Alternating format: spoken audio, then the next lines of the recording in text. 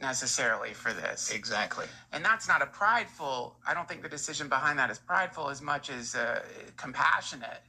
That, and it also weeds out those who want it. And it also sort of, raises up those who are actually doing it. Because if someone comes up to you and says, hey, I want to be a mason, how do I go about this? Or, hey, I want to be a magician, how do I go about this? That means they are seeing something in you that they say, that guy's got something going on that I want to get some of in my life. Yeah. Maybe that guy's got some kind of inner peace, or that guy's pretty calm, or, this is just a good person. So whatever it is you got going on, I want to know what it is. I want to be part of this.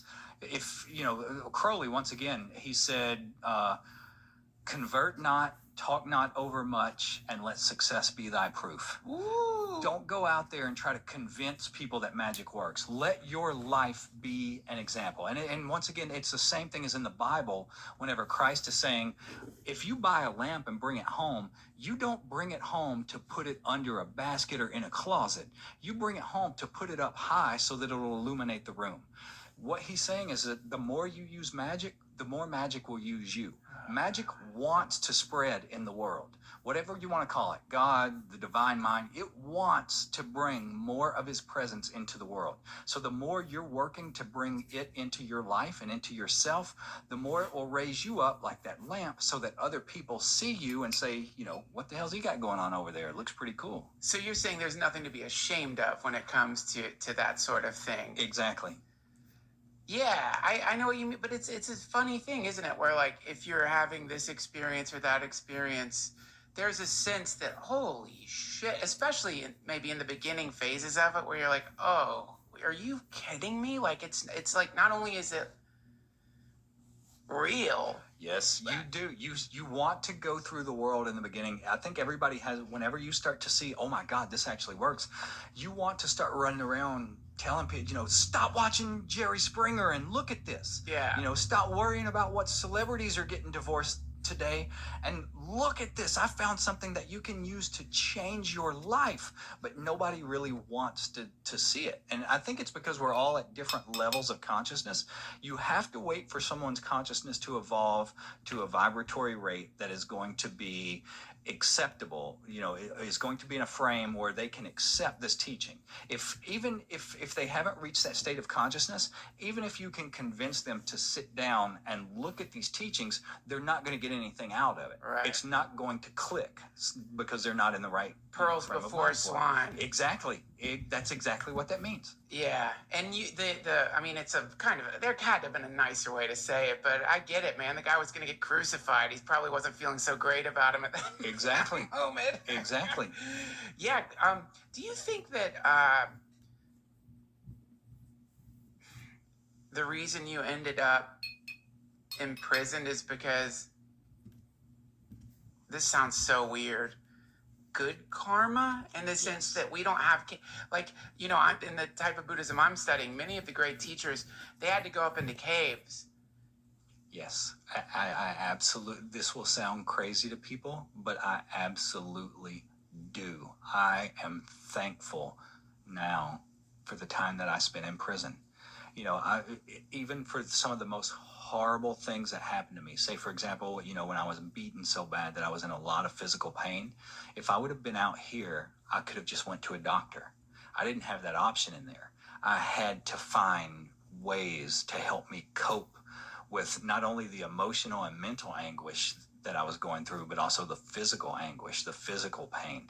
So that pushed me constantly to keep exploring what was possible with these practices.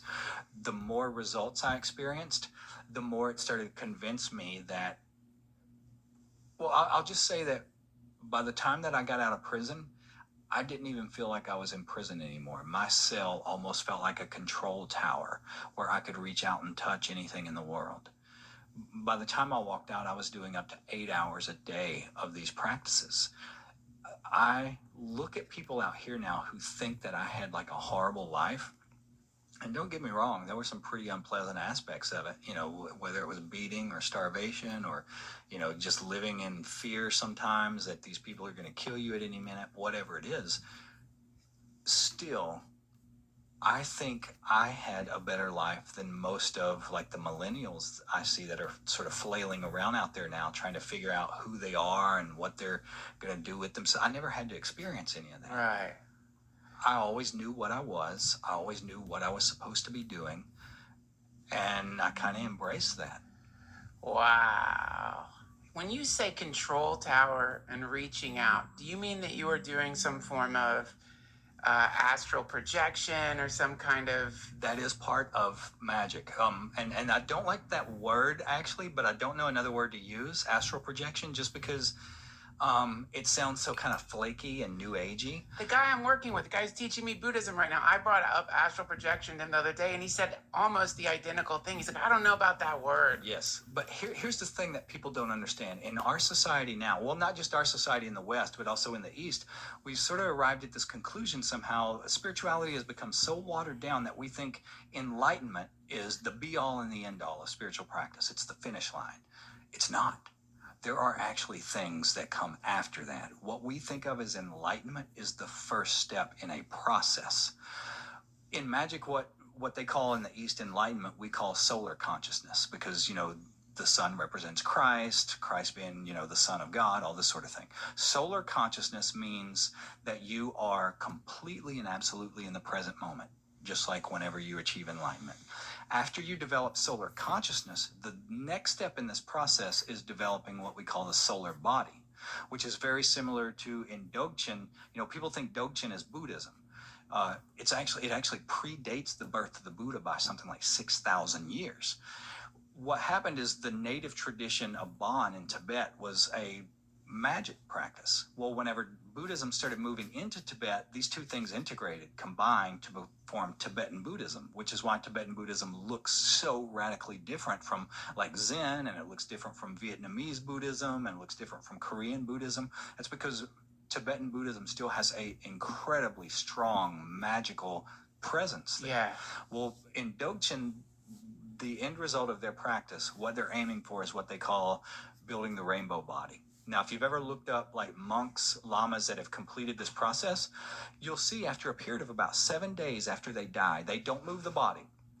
Other lamas, other monks come in and they continue the practices around the body, but for 7 days, the body will start to shrink until after about a week-long period, you end up with something that looks almost like a small mummified form that they say there's no putrefaction, Yeah. there's no smell of decay, any of this sort of stuff. They then put that little mummy-looking thing on a shrine, and it stays there as like a holy relic. In magic, we're aiming for the same process. They say that if you reach the very, very end of what you're supposed to be doing here, the only thing that will be left within 7 days after your death is hair, fingernails, and toenails. The reason those things are left is because they're not connected to your nervous system. Your nervous system is the key to a lot of these practices. That's why whenever they go to, the tomb after they crucify Christ, they say there's no body there. Well, that's because he was doing these practices. Wow. There wouldn't be a body there. Anytime you see in the Bible where it's talking about someone ascending to heaven, body and soul, that's what they're talking about. Now, there aren't many. Like I said, this is not a practice that everyone masters.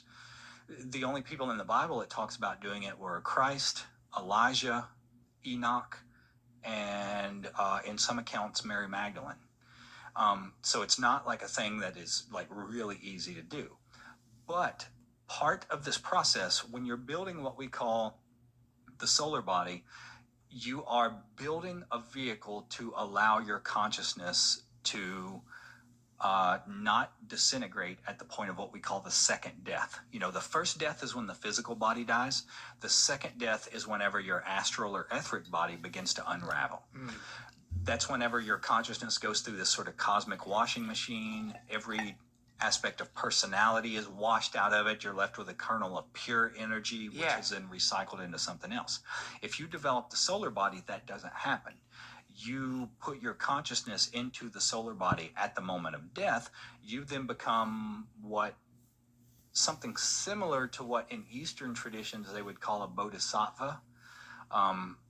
Not entirely, not exactly the same, but your consciousness is then completely unbroken for eternity. You will never again go through the process of being born and not remembering who or what you are or anything else. From that point on, you can come into the physical realm when, where, and how you choose, if you choose to do so. The point is to help other people complete this process. You know, Beethoven said that the point of being alive, the point of being human, is to approach divinity as closely as you possibly can and then disseminate those rays out to mankind. That's what we're doing with magic also. First, you want to develop the solar consciousness or go through the process of enlightenment. Then you build the solar body. Astral projection is a huge part of that process. If you can project your consciousness into other realms, into other objects, then you can project it into this solar body. After you develop the solar body, you are then free to basically do whatever the hell you want to do. You can help other people accomplish the process. You can form your own universe. Whatever the hell it is you're wanting to do, that's the end of the solar body. Wow. This is so cool, man. I'm so happy to be chatting with you. Because it's so nice. Because what you're saying is the reason to do this is to help. It's not like, and this is what I love, is because like it's not like the these beings. Maybe bodhisattva is the right word for it. I don't know, but in magic they usually call, and this is another word that sounds horrible, but they call them secret chiefs. Secret chiefs. Yeah. Yeah, and this is when we were talking earlier. You were saying that there is this possibility that you can actually make contact with someone who isn't in a body. Exactly. Who can start teaching you. Exactly. Potentially. Exactly. Regardless of where you may be. Exactly. Yeah, and this is actually one of the teachings in one of the teachers in Tibetan Buddhism. I think his name was Tilopa. This is how he learned, was not from an embodied person, but from, I think, the Avalokiteshvara Buddha like came to him directly, and he got the transmission. Yes. So the spark can not just only be passed from human to human, but it can also be passed from. I'll tell you two things. One is that's partially, you ask who trained me, how did I learn all this? That's partially what started to happen to me after a certain point. When I got to where I was doing magic for like 5 hours a day, I experienced the disintegration of ego, of what I thought I was. The only way I can articulate it is I experienced myself as something like someone throwing a handful of sand into a tornado. Like I just come apart. It was terrifying. You know, when we think of going through this process that we call enlightenment, we think it's like all bliss and flowers. It's not. You die. Everything you think you are comes apart. I was absolutely terrified. I was convinced I was going to die for a short period of time. What eventually happened was I realized, well, if I'm disintegrating, then who is it that's watching the disintegration process? I can't be disintegrating if I'm watching the disintegration. Therefore, I'm not what I thought I was. I am this observer that's sort of in the background of what I thought I was. Once I realized that, once that clicked into place, suddenly everything was okay. Then, this is where you start to sound crazy to people sometimes. It's exactly like what you described with the guy who was, saying he received these teachings from Avalokiteshvara. I started to download things that, for me, these things pass through cultural lenses. That's what I mean about the things that are in our psyche. For me, it's, the Western stuff. What I started to perceive, the way that I recognized it, was not as an Eastern deity, but as, it's hard to say this because it sounds so crazy, but as the deity that in ancient Mesopotamia they called Enlil, E-N-L-I-L. I had never heard this name before, didn't know anything about it whatsoever. Whenever the process ended, the disintegration process, it was like suddenly, you're in this storm, this horrible fucking storm that you don't know if you're going to survive. And suddenly it stops and there's peace. And it's like the sunrise after you've gone through a week-long hurricane, and there's just this calm. And I saw, when I say saw, I don't mean with my physical eyes. You perceive it somewhere internally. I saw spelled out, almost like a gentle wind moving across the sky, the letters ENLIL. A couple days go by before it even occurred to me that I'm like, okay, I don't know what the hell that is, but that's an interesting experience. It took a couple days before I even thought, Google it.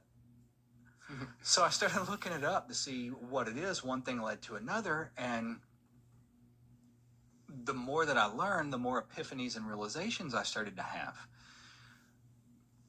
What I realized was when you first start doing magic, you invoke angels, archangels. These are intelligences that underlie certain energies. Like it could be planetary energies like Mercury, Jupiter, whatever. It could be elemental energies, earth, air, fire, water. It could be zodiacal energies.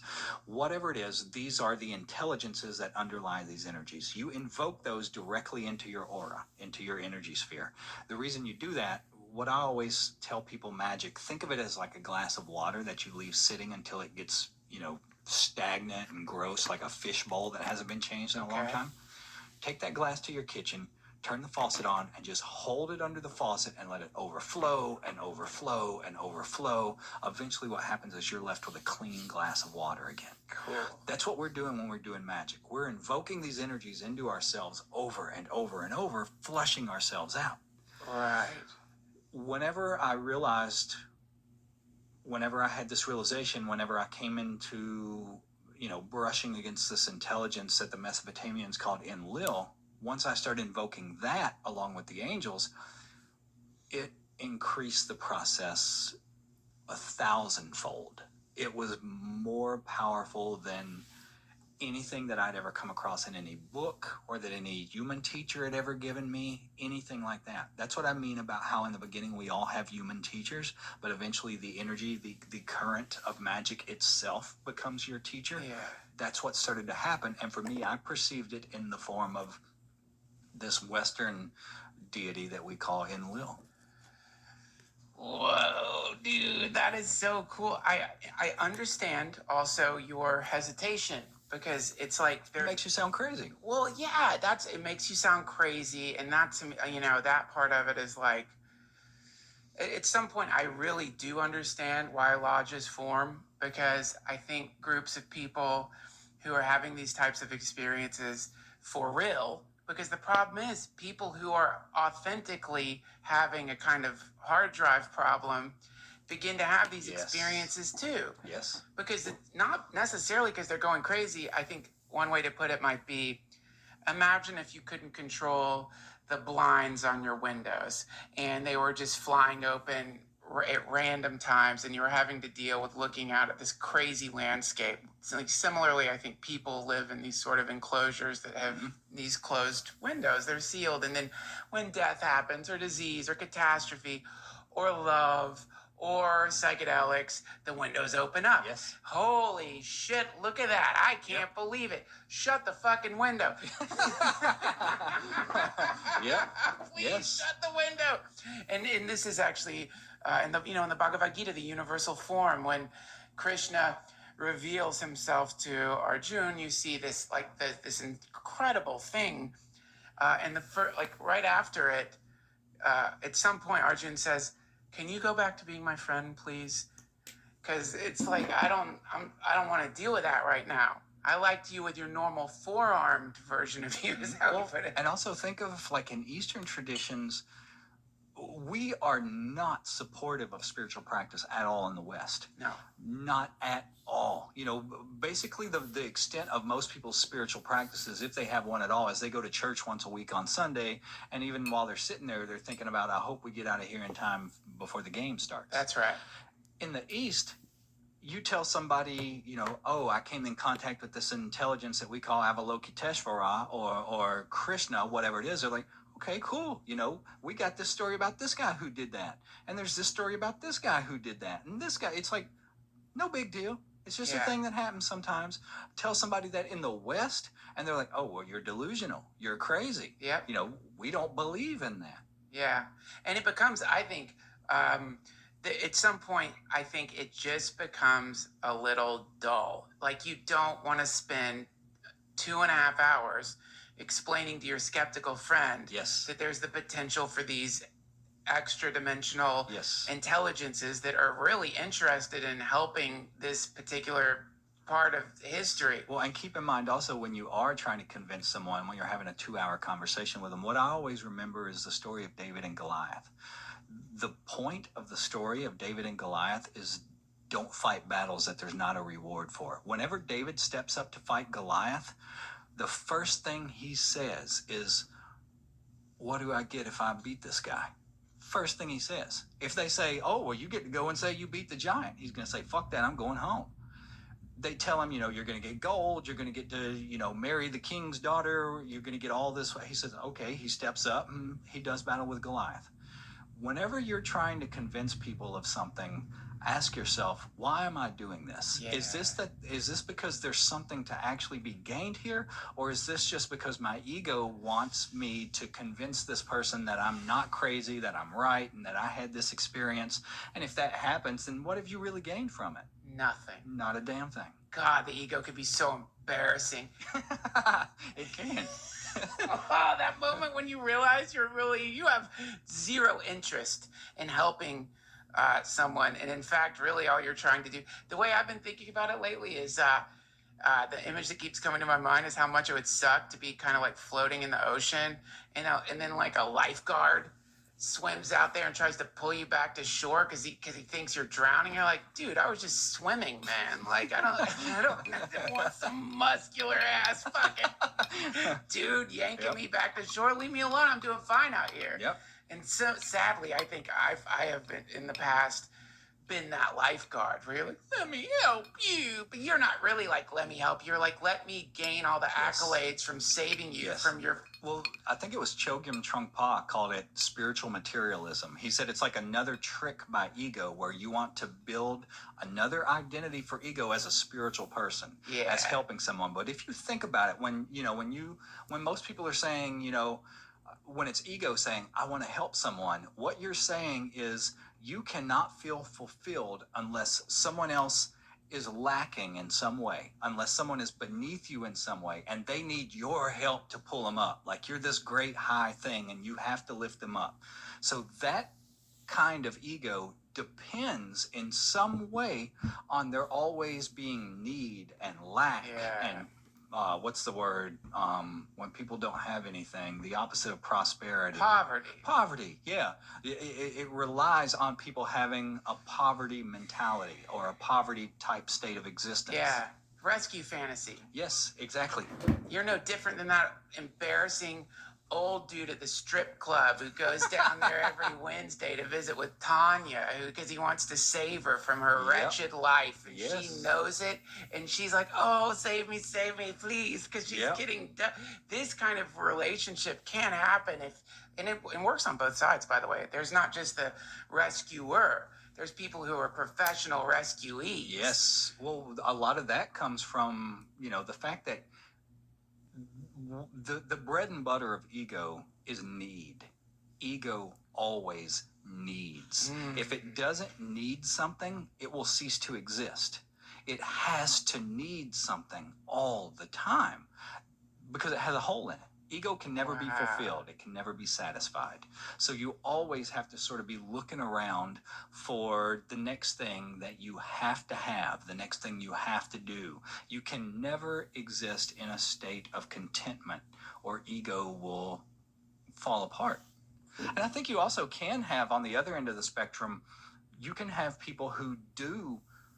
Here's what I always tell people. If you really want to help other people, sometimes that may not even look like you're doing anything. If you work on yourself, if you raise your vibratory rate high enough, if you collect enough divine energy, you are going to change everything and everyone you come in contact with without even trying because you're going to lift their vibrational rate. So you could have somebody who is in a state where they do go to the strip club and they sit there and they affect everyone in there. There was even an old Zen story, and I can't remember which Zen master it was, where the people from the town come to him and they're like, there's this brothel down there with all these prostitutes and they're just being sinful and wallowing in materialism. And he heads off towards the brothel, and they're like, well, what are you doing? Why are you going to the prostitutes? And he says, somebody's got to save them.